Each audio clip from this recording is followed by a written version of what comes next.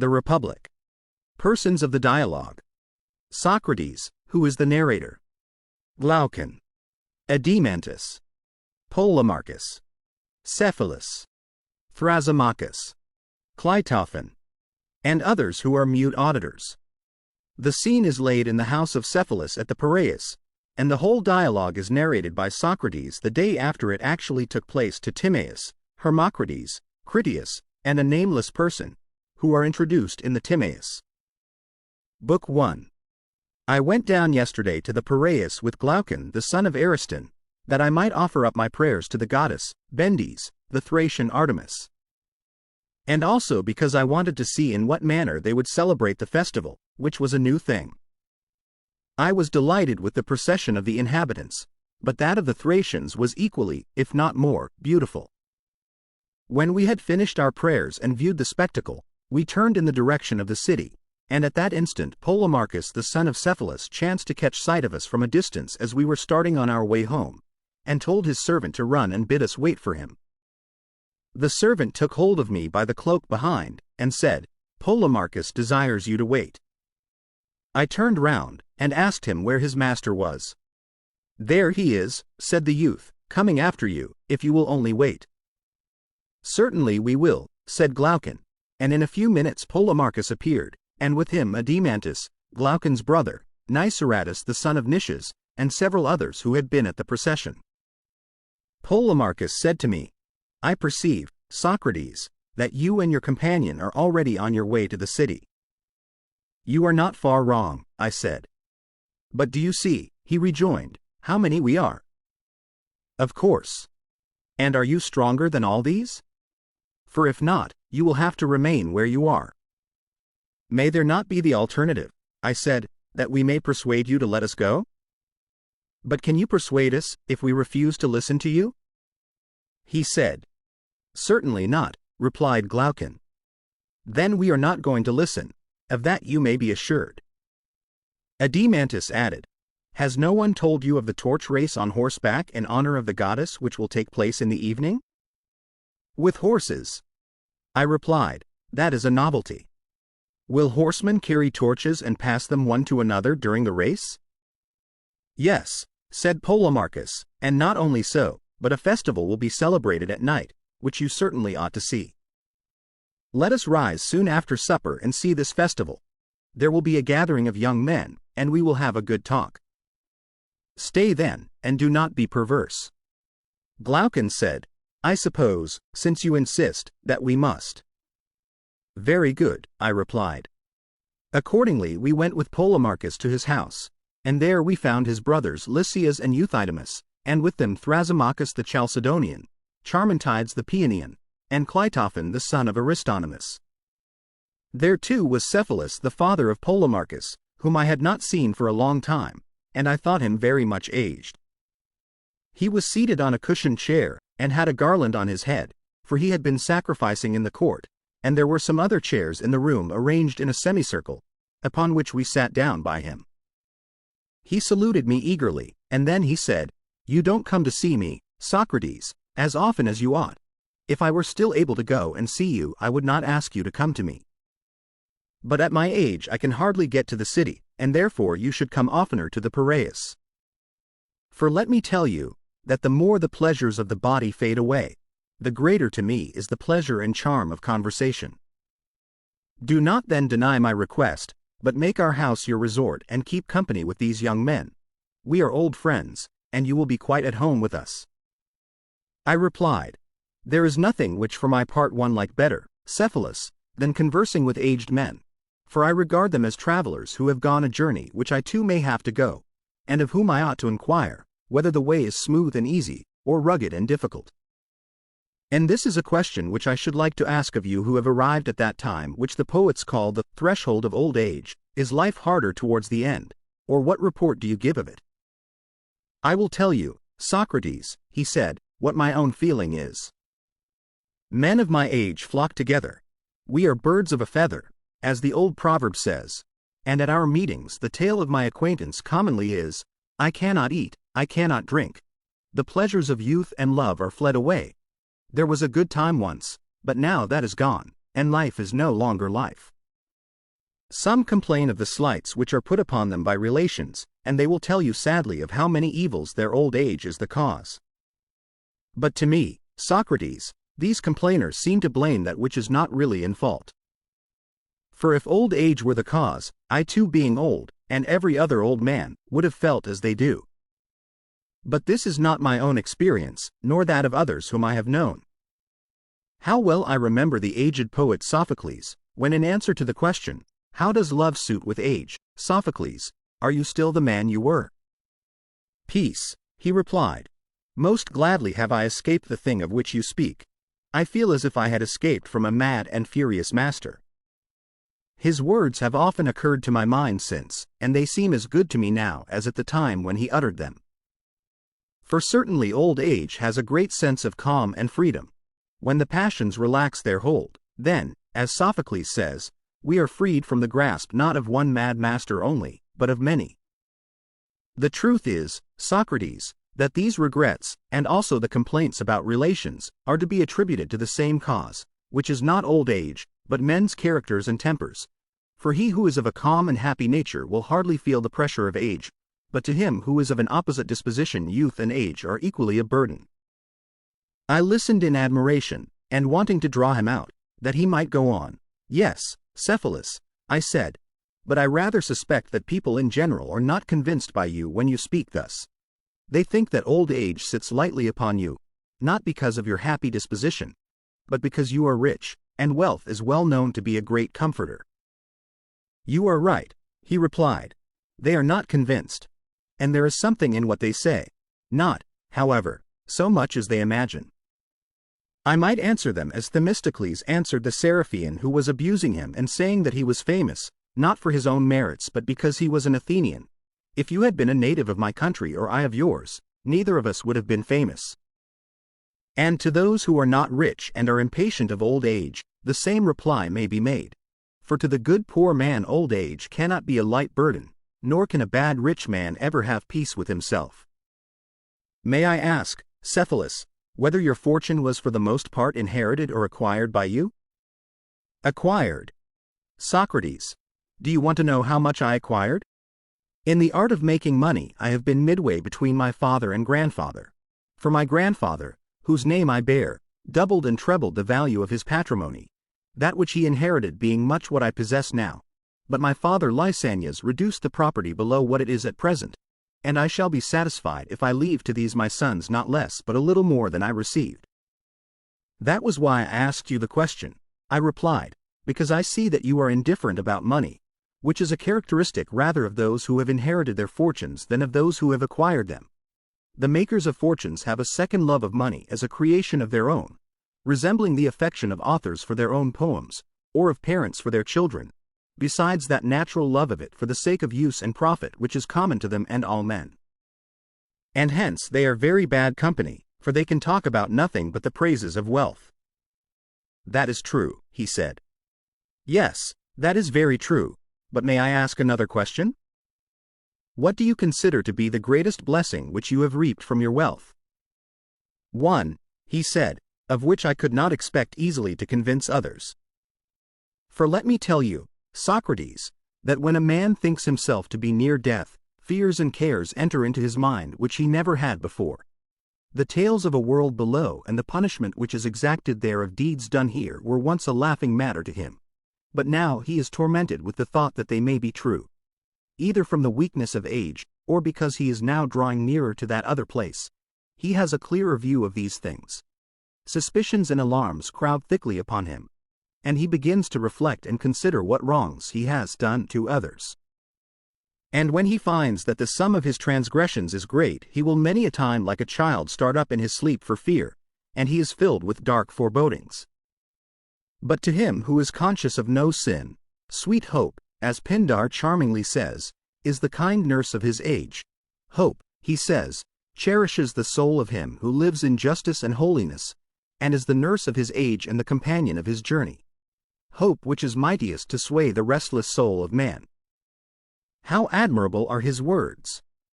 And the great blessing of riches, I do not say to every man, but to a good man, is, that he has had no occasion to deceive or to defraud others, either intentionally or unintentionally, and when he departs to the world below, he is not in any apprehension about offerings due to the gods or debts which he owes to men. Now to this peace of mind the possession of wealth greatly contributes, and therefore I say, that, setting one thing against another, of the many advantages which wealth has to give, to a man of sense this is in my opinion the greatest. Well said, Cephalus, I replied, but as concerning justice, what is it? To speak the truth and to pay your debts, no more than this? And even to this are there not exceptions? Suppose that a friend when in his right mind has deposited alms with me and he asks for them when he is not in his right mind, ought I to give them back to him? No one would say that I ought or that I should be right in doing so, any more than they would say that I ought always to speak the truth to one who is in his condition. You are quite right, he replied. But then, I said, speaking the truth and paying your debts is not a correct definition of justice. Quite correct, Socrates, if Simonides is to be believed, said Polemarchus interposing. I fear, said Cephalus, that I must go now, for I have to look after the sacrifices, and I hand over the argument to Polemarchus and the company. Is not Polemarchus your heir? I said. To be sure, he answered, and went away laughing to the sacrifices. Tell me then, O thou heir of the argument, what did Simonides say, and according to you truly say, about justice? He said that the repayment of a debt is just, and in saying so he appears to me to be right. I should be sorry to doubt the word of such a wise and inspired man, but his meaning, though probably clear to you, is the reverse of clear to me. For he certainly does not mean, as we were just now saying, that I ought to return a deposit of alms or of anything else to one who asks for it when he is not in his right senses, and yet a deposit cannot be denied to be a debt. True. Then when the person who asks me is not in his right mind, I am by no means to make the return. Certainly not. When Simonides said that the repayment of a debt was justice, he did not mean to include that case? Certainly not, for he thinks that a friend ought always to do good to a friend and never evil. You mean that the return of a deposit of gold which is to the injury of the receiver, if the two parties are friends, is not the repayment of a debt, that is what you would imagine him to say. Yes. And are enemies also to receive what we owe to them?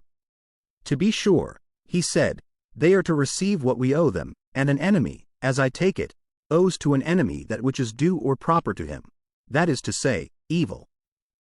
Simonides, then, after the manner of poets, would seem to have spoken darkly of the nature of justice, for he really meant to say that justice is the giving to each man what is proper to him, and this he termed a debt. That must have been his meaning, he said. By heaven! I replied, and if we asked him what due or proper thing is given by medicine, and to whom, what answer do you think that he would make to us?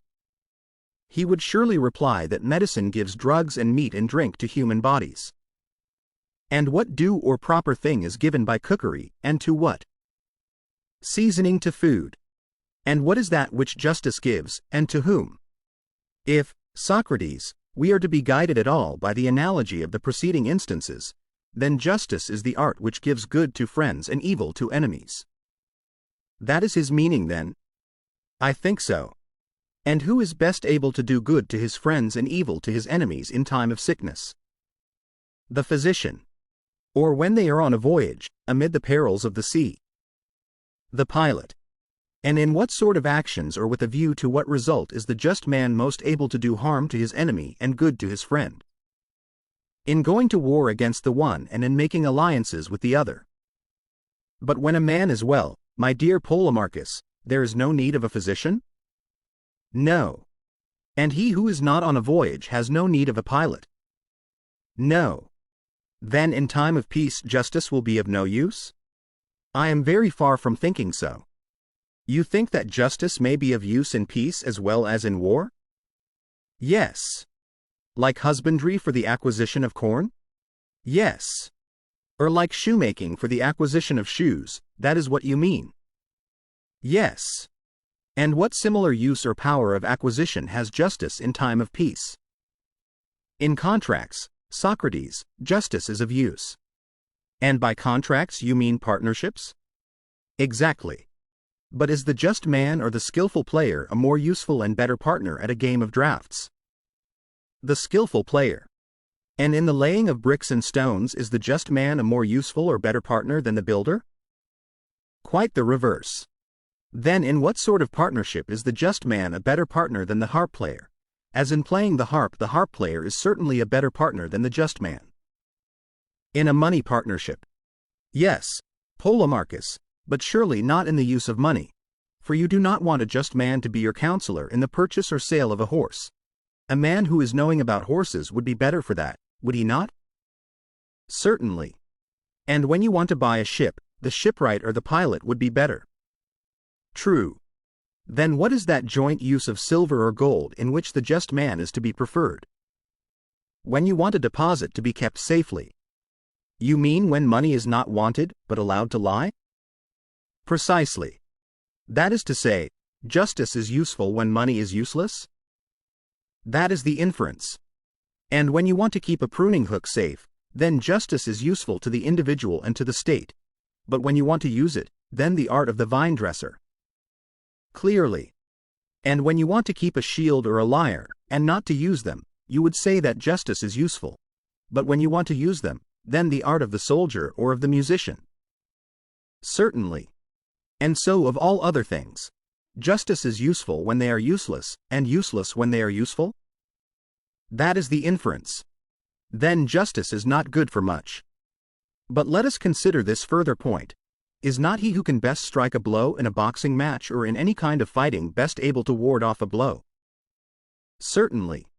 And he who is most skillful in preventing or escaping from a disease is best able to create one. True. And he is the best guard of a camp who is best able to steal a march upon the enemy? Certainly. Then he who is a good keeper of anything is also a good thief.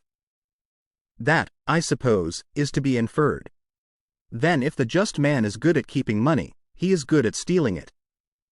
That is implied in the argument. Then after all the just man has turned out to be a thief. And this is a lesson which I suspect you must have learnt out of Homer. For he, speaking of Autolycus, the maternal grandfather of Odysseus, who is a favorite of his, affirms that he was excellent above all men in theft and perjury.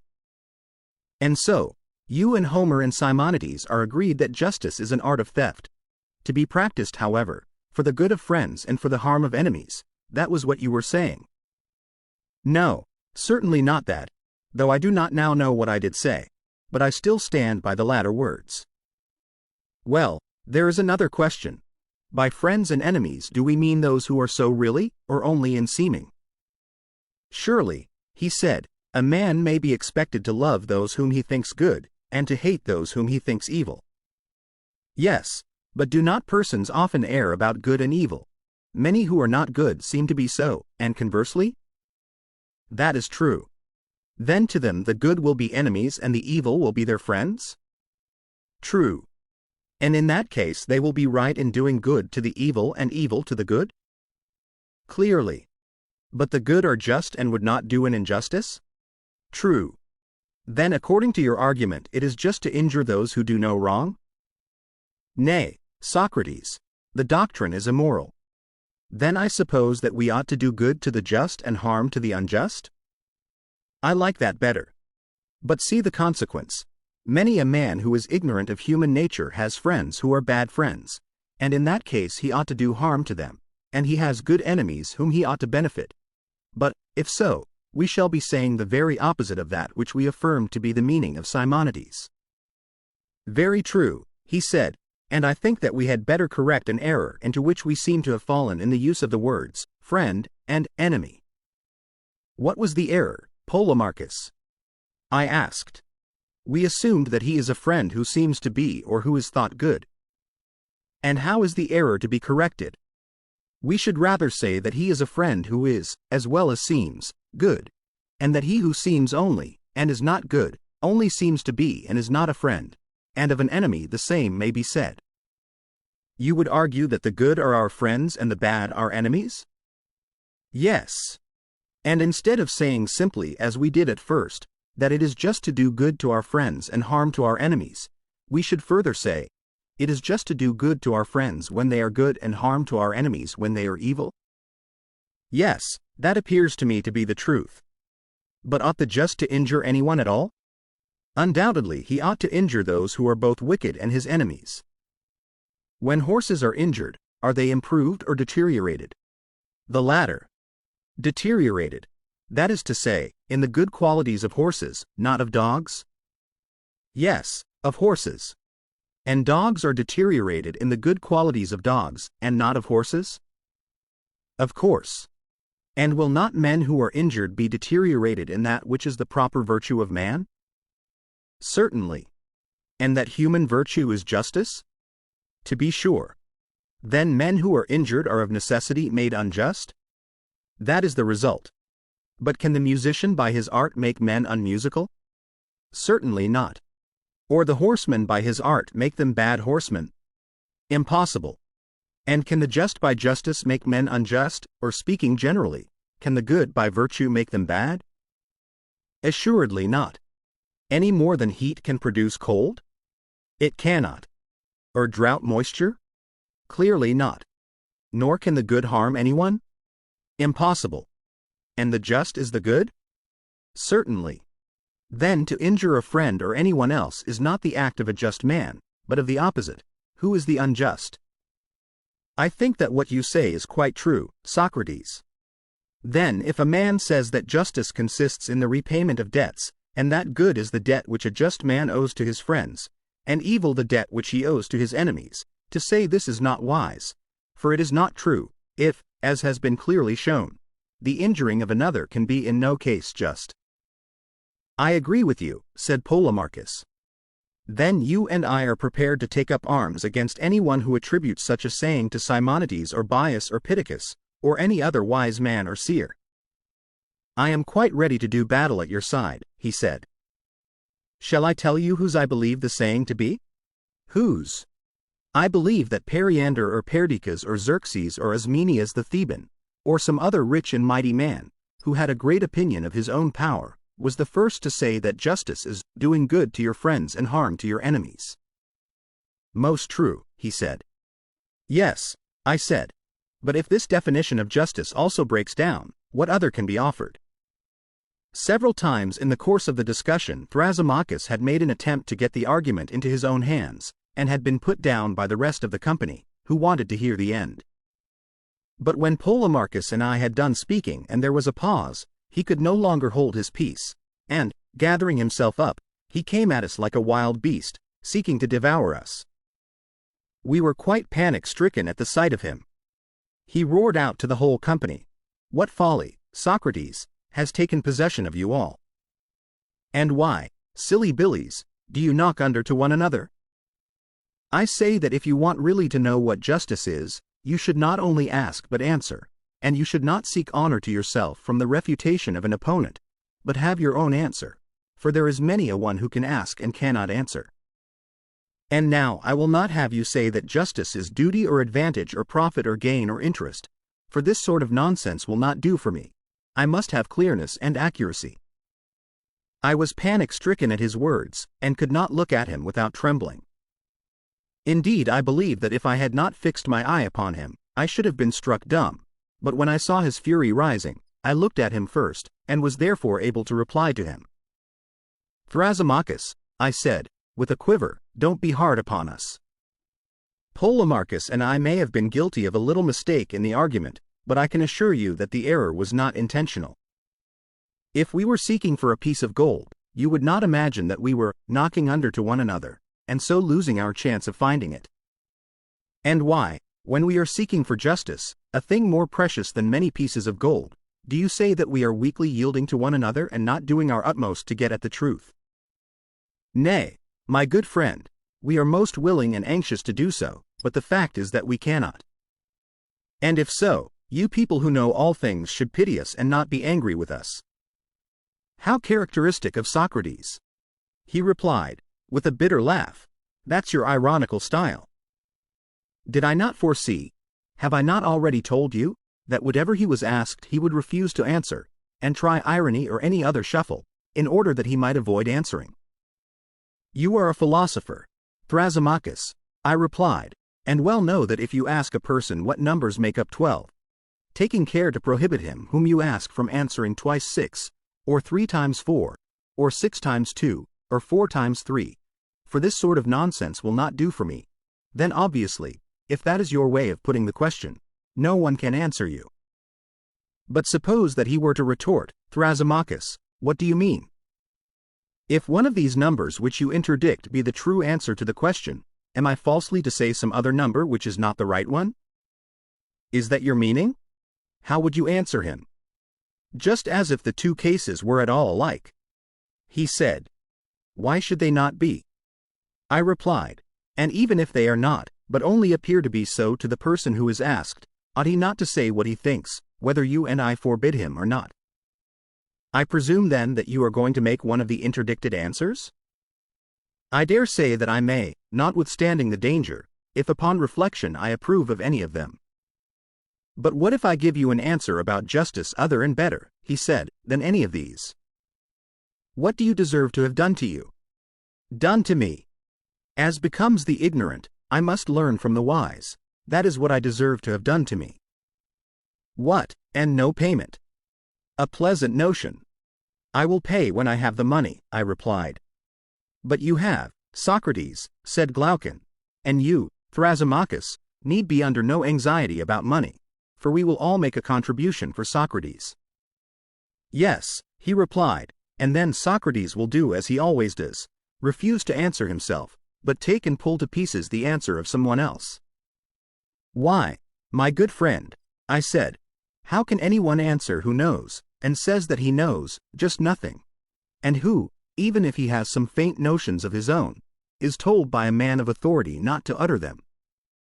The natural thing is, that the speaker should be someone like yourself who professes to know and can tell what he knows. Will you then kindly answer, for the edification of the company and of myself? Glaucon and the rest of the company joined in my request, and Thrasymachus, as anyone might see, was in reality eager to speak, for he thought that he had an excellent answer, and would distinguish himself. But at first he affected to insist on my answering. At length he consented to begin. Behold, he said, the wisdom of Socrates. He refuses to teach himself, and goes about learning of others, to whom he never even says thank you. That I learn of others, I replied, is quite true, but that I am ungrateful I wholly deny. Money I have none, and therefore I pay and praise, which is all I have. And how ready I am to praise anyone who appears to me to speak well you will very soon find out when you answer, for I expect that you will answer well. Listen, then, he said. I proclaim that justice is nothing else than the interest of the stronger. And now why do you not praise me? But of course you won't. Let me first understand you, I replied. Justice, as you say, is the interest of the stronger. What, Thrasymachus, is the meaning of this? You cannot mean to say that because Polydamas, the Pancratiast, is stronger than we are, and finds the eating of beef conducive to his bodily strength, that to eat beef is therefore equally for our good who are weaker than he is, and right and just for us? That's abominable of you, Socrates. You take the words in the sense which is most damaging to the argument. Not at all, my good sir, I said. I am trying to understand them, and I wish that you would be a little clearer. Well, he said, have you never heard that forms of government differ? There are tyrannies, and there are democracies, and there are aristocracies? Yes, I know. And the government is the ruling power in each state? Certainly. And the different forms of government make laws democratical, aristocratical, tyrannical, with a view to their several interests. And these laws, which are made by them for their own interests, are the justice which they deliver to their subjects, and him who transgresses them they punish as a breaker of the law, and unjust. And that is what I mean when I say that in all states there is the same principle of justice, which is the interest of the government.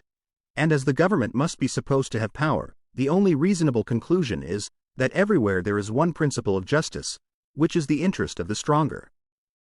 Now I understand you, I said, and whether you are right or not I will try to discover.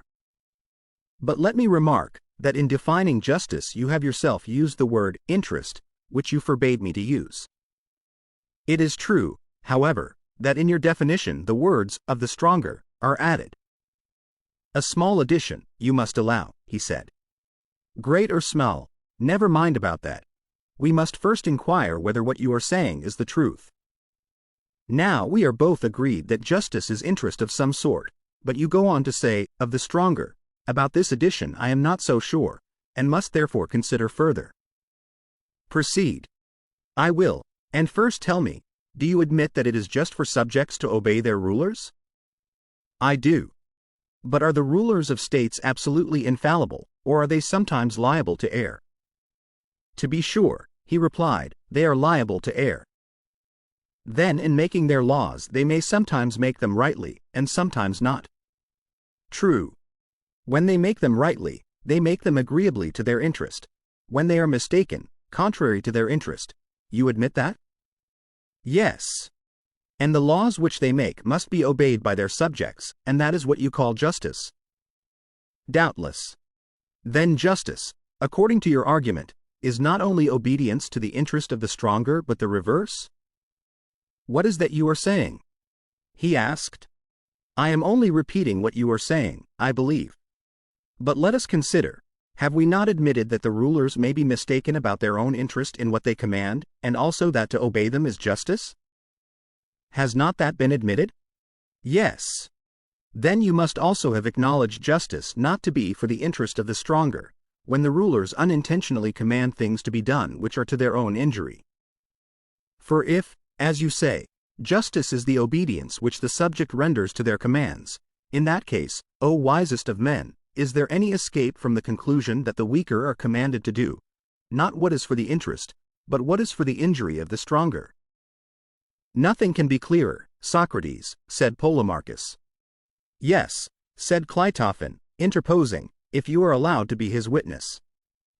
But there is no need of any witness, said Polemarchus, for Thrasymachus himself acknowledges that rulers may sometimes command what is not for their own interest, and that for subjects to obey them is justice. Yes, Polemarchus, Thrasymachus said that for subjects to do what was commanded by their rulers is just. Yes, Cleitophon, but he also said that justice is the interest of the stronger, and, while admitting both these propositions, he further acknowledged that the stronger may command the weaker who are his subjects to do what is not for his own interest. Whence follows that justice is the injury quite as much as the interest of the stronger. But, said Cleitophon, he meant by the interest of the stronger what the stronger thought to be his interest. This was what the weaker had to do, and this was affirmed by him to be justice. Those were not his words, rejoined Polemarchus. Never mind, I replied, if he now says that they are, let us accept his statement. Tell me, Thrasymachus, I said, did you mean by justice what the stronger thought to be his interest, whether really so or not? Certainly not, he said. Do you suppose that I call him who is mistaken the stronger at the time when he is mistaken? Yes, I said, my impression was that you did so, when you admitted that the ruler was not infallible but might be sometimes mistaken. You argue like an informer, Socrates. Do you mean, for example, that he who is mistaken about the sick is a physician in that he is mistaken?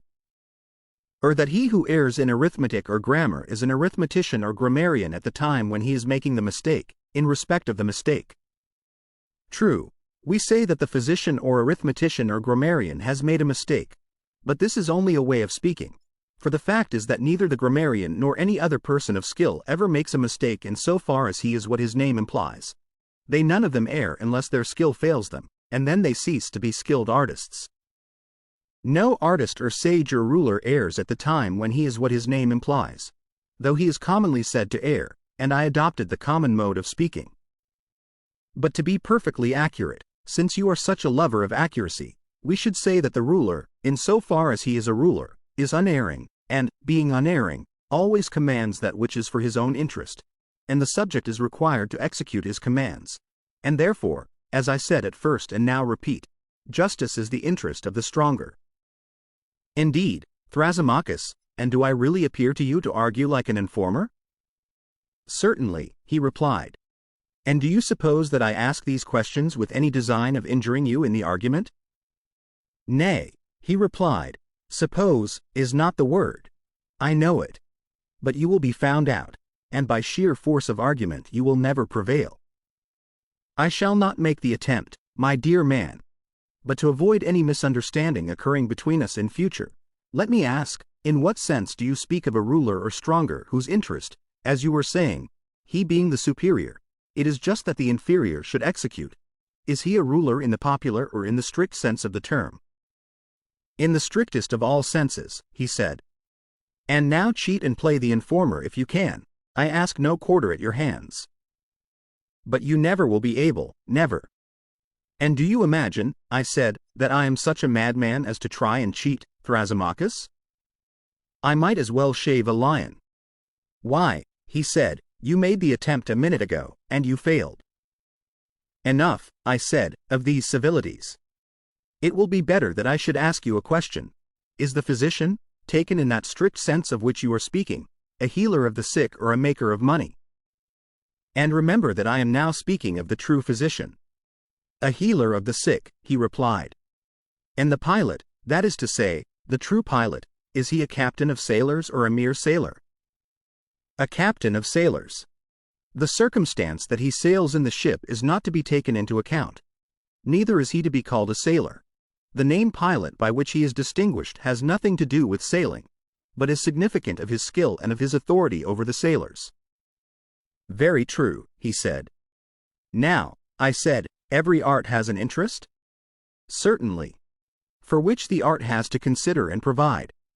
Yes, that is the aim of art. And the interest of any art is the perfection of it, this and nothing else? What do you mean? I mean what I may illustrate negatively by the example of the body.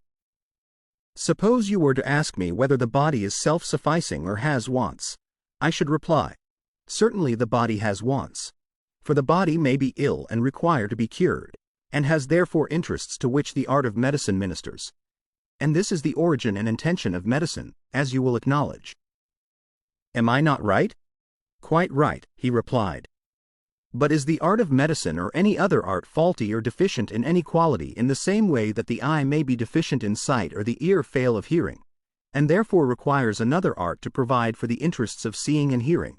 Has art in itself, I say, any similar liability to fault or defect, and does every art require another supplementary art to provide for its interests, and that another without end? Or have the arts to look only after their own interests? Or have they no need either of themselves or of another? Having no faults or defects, they have no need to correct them, either by the exercise of their own art or of any other. They have only to consider the interest of their subject matter. For every art remains pure and faultless while remaining true, that is to say, while perfect and unimpaired.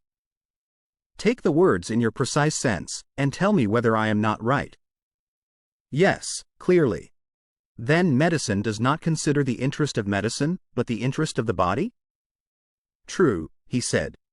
Nor does the art of horsemanship consider the interests of the art of horsemanship, but the interests of the horse. Neither do any other arts care for themselves, for they have no needs. They care only for that which is the subject of their art? True, he said. But surely, Thrasymachus, the arts are the superiors and rulers of their own subjects? To this he assented with a good deal of reluctance. Then, I said, no science or art considers or enjoins the interest of the stronger or superior, but only the interest of the subject and weaker. He made an attempt to contest this proposition also, but finally acquiesced. Then, I continued, no physician, in so far as he is a physician, considers his own good in what he prescribes, but the good of his patient. For the true physician is also a ruler having the human body as a subject, and is not a mere moneymaker. That has been admitted. Yes. And the pilot likewise, in the strict sense of the term, is a ruler of sailors and not a mere sailor? That has been admitted. And such a pilot and ruler will provide and prescribe for the interest of the sailor who is under him, and not for his own or the ruler's interest. He gave a reluctant, yes. Then, I said, Thrasymachus, there is no one in any rule who, in so far as he is a ruler, considers or enjoins what is for his own interest, but always what is for the interest of his subject or suitable to his art. To that he looks, and that alone he considers in everything which he says and does.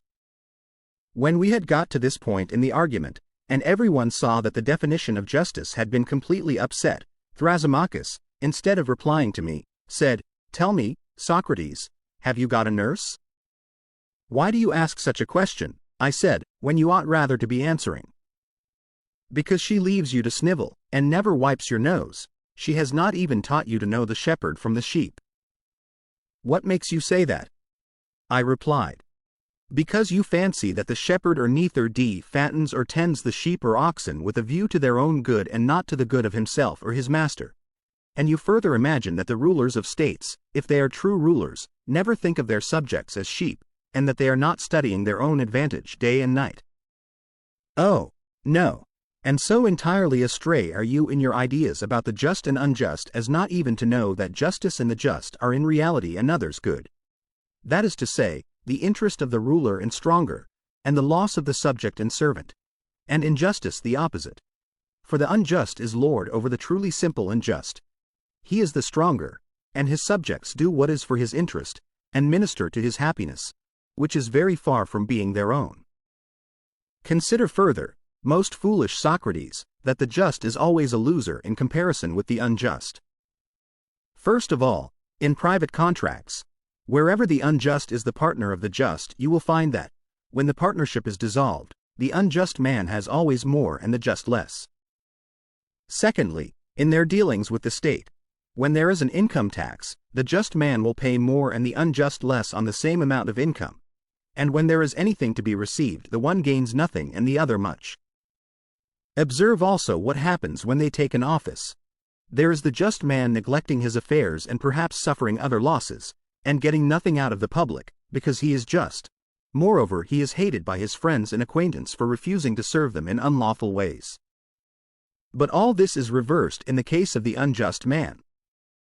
I am speaking, as before, of injustice on a large scale in which the advantage of the unjust is most apparent. And my meaning will be most clearly seen if we turn to that highest form of injustice in which the criminal is the happiest of men, and the sufferers or those who refuse to do injustice are the most miserable. That is to say, tyranny, which by fraud and force takes away the property of others, not little by little but wholesale, comprehending in one, things sacred as well as profane, private and public. For which acts of wrong, if he were detected perpetrating any one of them singly, he was the innocent characteristics and the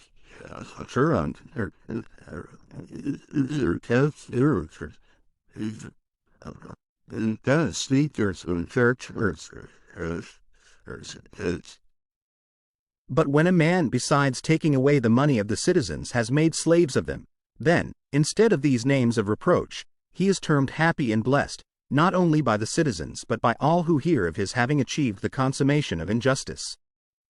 For mankind censure injustice, fearing that they may be the victims of it and not because they shrink from committing it.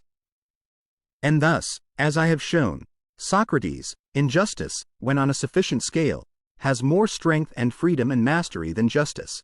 And, as I said at first, justice is the interest of the stronger, whereas injustice is a man's own profit and interest. Thrasymachus, when he had thus spoken, having, like a bathman, deluged our ears with his words, had a mind to go away. But the company would not let him. They insisted that he should remain and defend his position, and I myself added my own humble request that he would not leave us. "Thrasymachus," I said to him, "excellent man, how suggestive are your remarks. And are you going to run away before you have fairly taught or learned whether they are true or not?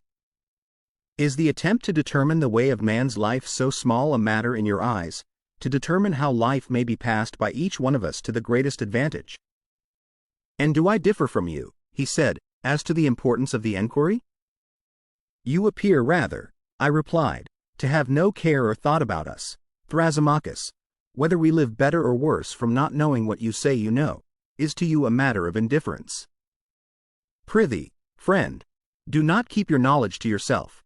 We are a large party, and any benefit which you confer upon us will be amply rewarded. For my own part, one openly declare that I am not convinced, and that I do not believe injustice to be more gainful than justice, even if uncontrolled and allowed to have free play.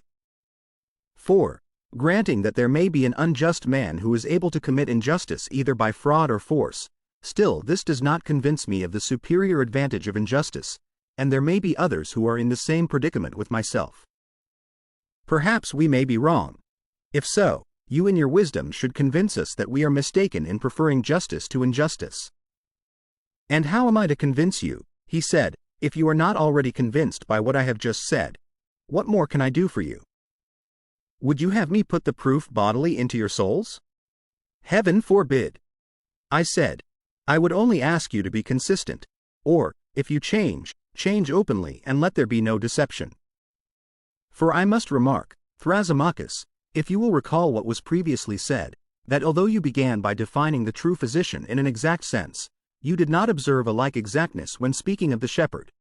You thought that the shepherd as a shepherd tends the sheep not with a view to their own good, but like a mere diner or banqueter with a view to the pleasures of the table, or, again, as a trader for sale in the market, and not as a shepherd. Yet surely the art of the shepherd is concerned only with the good of his subjects. He has only to provide the best for them, since the perfection of the art is already ensured whenever all the requirements of it are satisfied. And that was what I was saying just now about the ruler. I conceived that the art of the ruler, considered as ruler, whether in a state or in private life, could only regard the good of his flock or subjects, whereas you seem to think that the rulers in states, that is to say, the true rulers, like being in authority. Think. Nay, I am sure of it.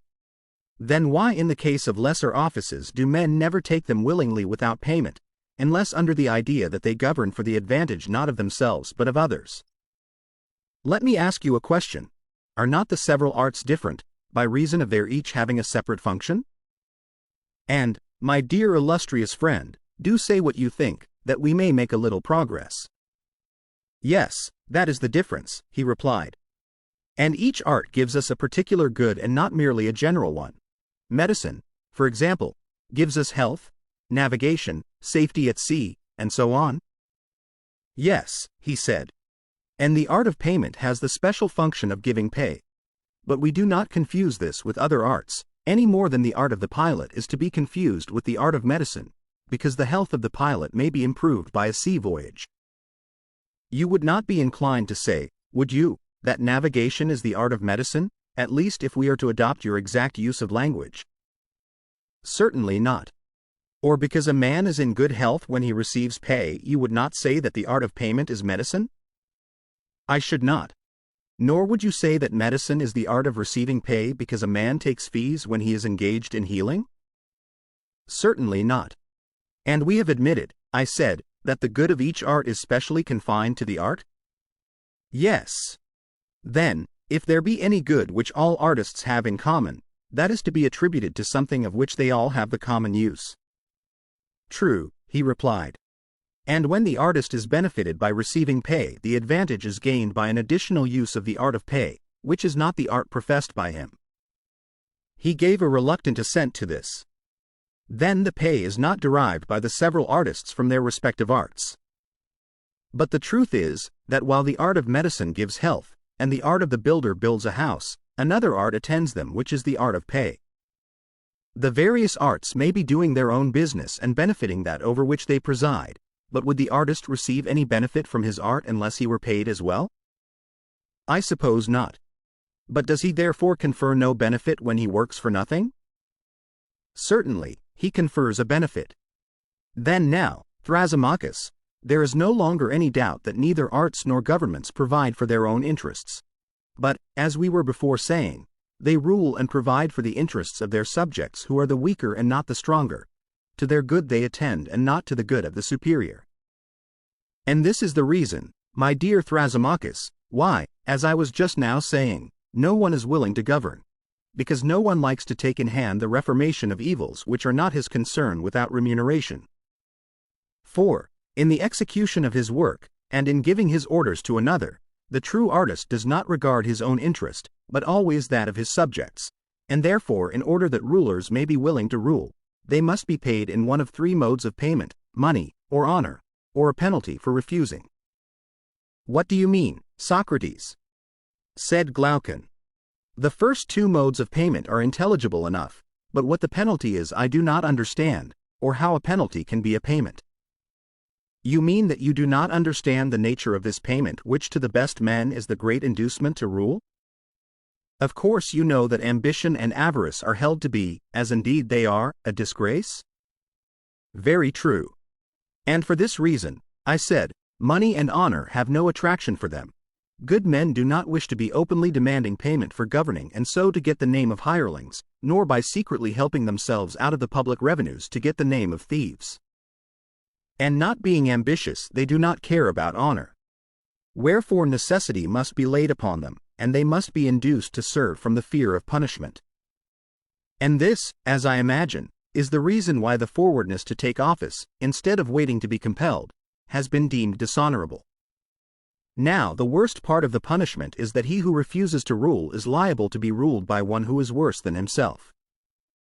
And the fear of this, as I conceive, induces the good to take office, not because they would, but because they cannot help, not under the idea that they are going to have any benefit or enjoyment themselves, but as a necessity, and because they are not able to commit the task of ruling to anyone who is better than themselves, or indeed as good. For there is reason to think that if a city were composed entirely of good men, then to avoid office would be as much an object of contention as to obtain office is at present. Then we should have plain proof that the true ruler is not meant by nature to regard his own interest, but that of his subjects, and every one who knew this would choose rather to receive a benefit from another than to have the trouble of conferring one. So far am I from agreeing with Thrasymachus that justice is the interest of the stronger. This latter question need not be further discussed at present, but when Thrasymachus says that the life of the unjust is more advantageous than that of the just, his new statement appears to me to be of a far more serious character. Which of us has spoken truly? And which sort of life, Glaucon, do you prefer? I for my part deem the life of the just to be the more advantageous, he answered. Did you hear all the advantages of the unjust which Thrasymachus was rehearsing? Yes, I heard him, he replied, but he has not convinced me. Then shall we try to find some way of convincing him, if we can, that he is saying what is not true? Most certainly, he replied. If, I said, he makes a set speech and we make another recounting all the advantages of being just, and he answers and we rejoin, there must be a numbering and measuring of the goods which are claimed on either side, and in the end we shall want judges to decide. But if we proceed in our enquiry as we lately did, by making admissions to one another, we shall unite the offices of judge and advocate in our own persons. Very good, he said. And which method do I understand you to prefer? I said. That which you propose. Well, then, Thrasymachus, I said, suppose you begin at the beginning and answer me. You say that perfect injustice is more gainful than perfect justice? Yes, that is what I say, and I have given you my reasons. And what is your view about them? Would you call one of them virtue and the other vice? Certainly. I suppose that you would call justice virtue and injustice vice? What a charming notion! So likely too, seeing that I affirm injustice to be profitable and justice not. What else then would you say? The opposite, he replied. And would you call justice vice? No, I would rather say sublime simplicity. Then would you call injustice malignity? No, I would rather say discretion. And do the unjust appear to you to be wise and good? Yes, he said. At any rate those of them who are able to be perfectly unjust, and who have the power of subduing states and nations. But perhaps you imagine me to be talking of cutpurses. Even this profession, if undetected, has advantages, though they are not to be compared with those of which I was just now speaking. I do not think that I misapprehend your meaning, Thrasymachus, I replied, but still I cannot hear without amazement that you class injustice with wisdom and virtue, and justice with the opposite. Certainly I do so class them. Now, I said, you are on more substantial and almost unanswerable ground. For if the injustice which you were maintaining to be profitable had been admitted by you as by others to be vice and deformity, an answer might have been given to you on received principles. But now I perceive that you will call injustice honorable and strong, and to the unjust you will attribute all the qualities which were attributed by us before to the just, seeing that you do not hesitate to rank injustice with wisdom and virtue. You have guessed most infallibly, he replied. Then I certainly ought not to shrink from going through with the argument so long as I have reason to think that you, Thrasymachus, are speaking your real mind. For I do believe that you are now in earnest and are not amusing yourself at our expense. I may be in earnest or not, but what is that to you? To refute the argument is your business. Very true, I said. That is what I have to do. But will you be so good as answer yet one more question? Does the just man try to gain any advantage over the just? Far otherwise. If he did, he would not be the simple amusing creature which he is. And would he try to go beyond just action? He would not. And how would he regard the attempt to gain an advantage over the unjust? Would that be considered by him as just or unjust? He would think it just, and would try to gain the advantage, but he would not be able. Whether he would or would not be able, I said, is not to the point. My question is only whether the just man, while refusing to have more than another just man, would wish and claim to have more than the unjust. Yes, he would. And what of the unjust? Does he claim to have more than the just man and to do more than is just? Of course, he said, for he claims to have more than all men. And the unjust man will strive and struggle to obtain more than the unjust man or action, in order that he may have more than all. True. We may put the matter thus, I said. The just does not desire more than his like but more than his unlike, whereas the unjust desires more than both his like and his unlike? Nothing, he said, can be better than that statement. And the unjust is good and wise, and the just is neither? Good again, he said. And is not the unjust like the wise and good and the just unlike them? Of course, he said. He who is of a certain nature is like those who are of a certain nature. He who is not, not. Each of them, I said, is such as his like is? Certainly, he replied. Very good, Thrasymachus, I said. And now to take the case of the arts. You would admit that one man is a musician and another not a musician? Yes. And which is wise and which is foolish? Clearly the musician is wise, and he who is not a musician is foolish. And he is good in as far as he is wise, and bad in as far as he is foolish. Yes. And you would say the same sort of thing of the physician? Yes. And do you think, my excellent friend, that a musician when he adjusts the lyre would desire or claim to exceed or go beyond a musician in the tightening and loosening the strings? I do not think that he would. But he would claim to exceed the non-musician? Of course. And what would you say of the physician? In prescribing meats and drinks, would he wish to go beyond another physician or beyond the practice of medicine? He would not.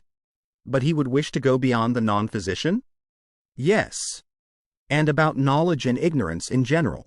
See whether you think that any man who has knowledge ever would wish to have the choice of saying or doing more than another man who has knowledge.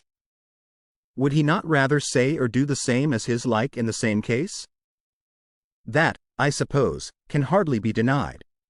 And what of the ignorant? Would he not desire to have more than either the knowing or the ignorant? I dare say. And the knowing is wise? Yes. And the wise is good? True. Then the wise and good will not desire to gain more than his like, but more than his unlike and opposite? I suppose so. Whereas the bad and ignorant will desire to gain more than both? Yes. But did we not say, Thrasymachus, that the unjust goes beyond both his like and unlike? Were not these your words? They were. And you also said that the just will not go beyond his like but his unlike? Yes. Then the just is like the wise and good, and the unjust like the evil and ignorant? That is the inference. And each of them is such as his like is? That was admitted. Then the just has turned out to be wise and good and the unjust evil and ignorant. Thrasymachus made all these admissions, not fluently, as I repeat them, but with extreme reluctance. It was a hot summer's day, and the perspiration poured from him in torrents. And then I saw what I had never seen before, Thrasymachus blushing. As we were now agreed that justice was virtue and wisdom, and injustice vice and ignorance, I proceeded to another point. Well, I said, Thrasymachus, that matter is now settled. But were we not also saying that injustice had strength? Do you remember? Yes, I remember, he said, but do not suppose that I approve of what you are saying or have no answer. If however I were to answer, you would be quite certain to accuse me of haranguing. Therefore either permit me to have my say out, or if you would rather ask, do so, and I will answer, very good, as they say to storytelling old women, and will nod, yes and no. Certainly not, I said, if contrary to your real opinion. Yes, he said, I will, to please you, since you will not let me speak. What else would you have? Nothing in the world, I said, and if you are so disposed I will ask and you shall answer. Proceed. Then I will repeat the question which I asked before, in order that our examination of the relative nature of justice and injustice may be carried on regularly. A statement was made that injustice is stronger and more powerful than justice, but now justice, having been identified with wisdom and virtue, is easily shown to be stronger than injustice, if injustice is ignorance. This can no longer be questioned by anyone. But I want to view the matter, Thrasymachus, in a different way.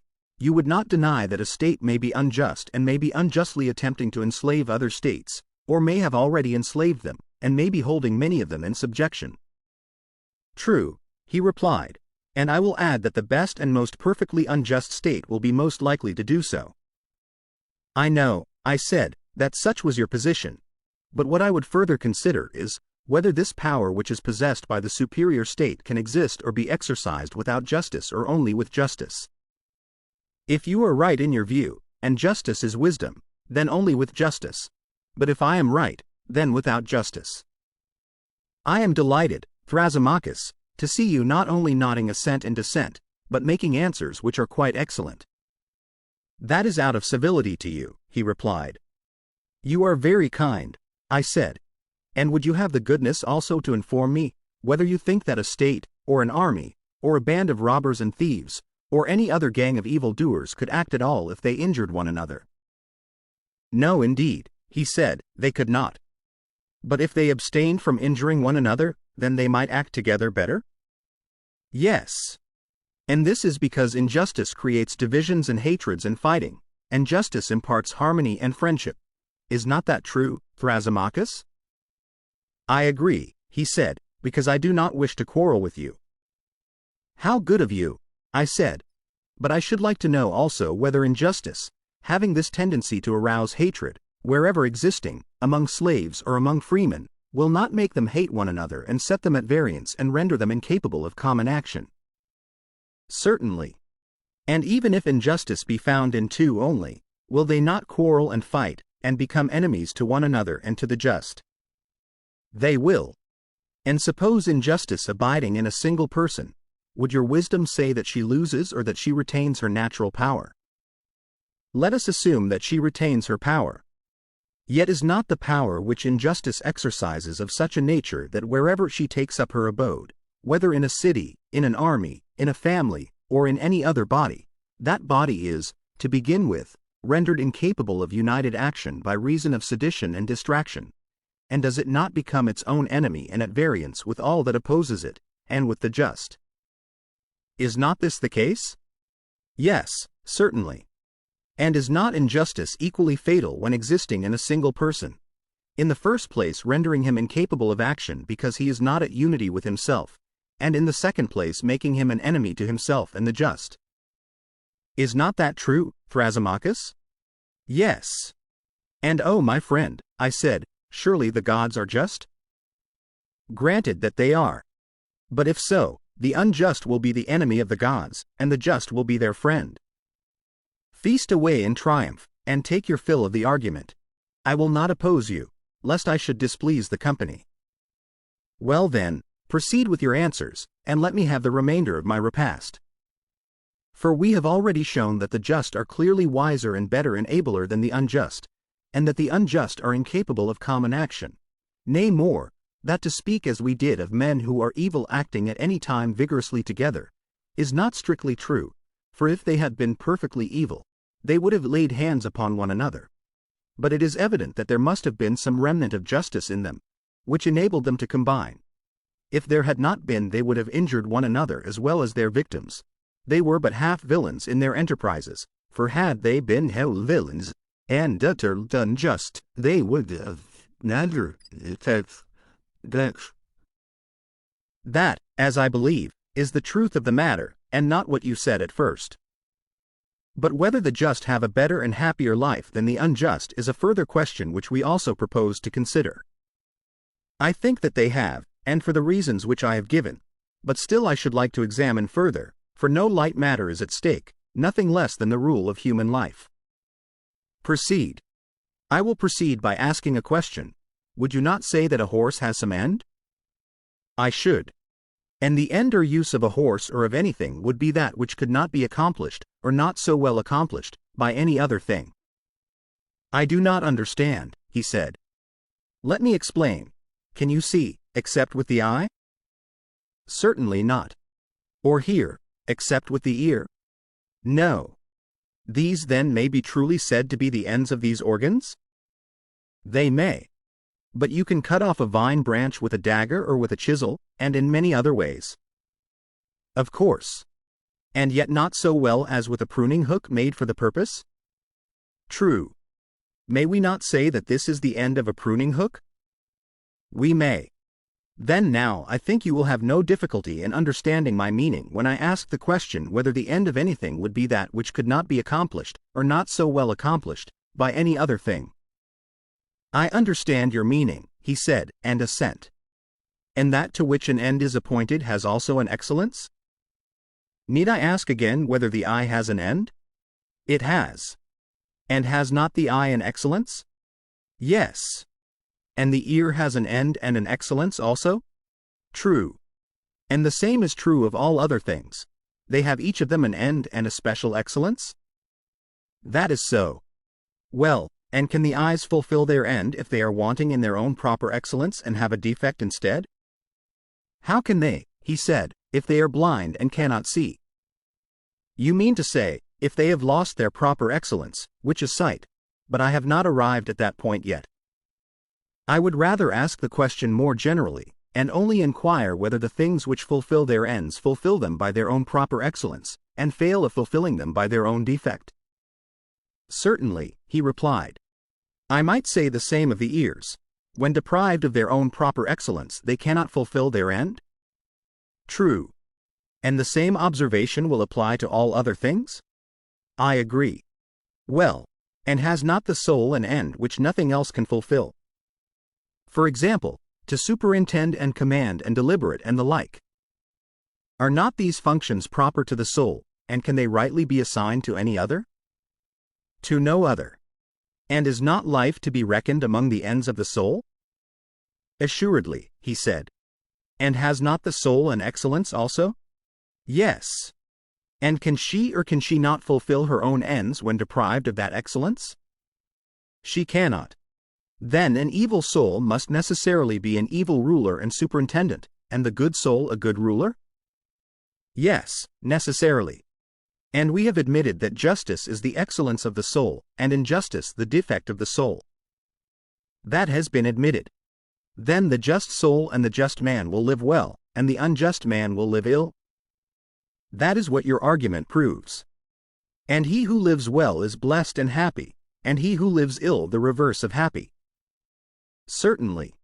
Then the just is happy, and the unjust miserable? So be it. But happiness and not misery is profitable. Of course. Then, my blessed Thrasymachus, injustice can never be more profitable than justice. Let this, Socrates, he said, be your entertainment at the Bendidia. For which I am indebted to you, I said, now that you have grown gentle towards me and have left off scolding. Nevertheless, I have not been well entertained, but that was my own fault and not yours. As an epicure snatches a taste of every dish which is successively brought to table, he not having allowed himself time to enjoy the one before, so have I gone from one subject to another without having discovered what I sought at first, the nature of justice. I left that enquiry and turned away to consider whether justice is virtue and wisdom or evil and folly. And when there arose a further question about the comparative advantages of justice and injustice, I could not refrain from passing on to that. And the result of the whole discussion has been that I know nothing at all. For I know not what justice is, and therefore I am not likely to know whether it is or is not a virtue, nor can I say whether the just man is happy or unhappy.